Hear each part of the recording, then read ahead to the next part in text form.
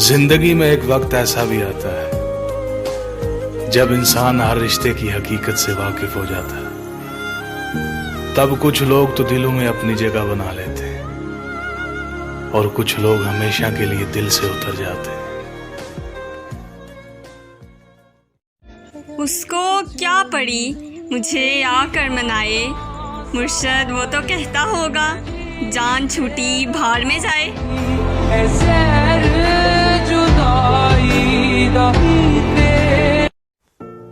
इसी जहान में यार से विसाल अच्छा है, जो मुझसे पूछे कोई तो यही ख्याल अच्छा है। हर एक सितम पे खामोशी की कोई वजह नहीं बनती, सो इसीलिए भी तबीयत में इश्तियाल अच्छा है। गमों में डूब के भी गमज़दा नहीं लगता मैं, मेरे वजूद में बस यही एक कमाल अच्छा है। कभी मैं सोचता हूं कुछ उरूज मिल जाता और कभी यूं लगता है मेरे लिए ज़वाल अच्छा है। इश्क सच्चा वही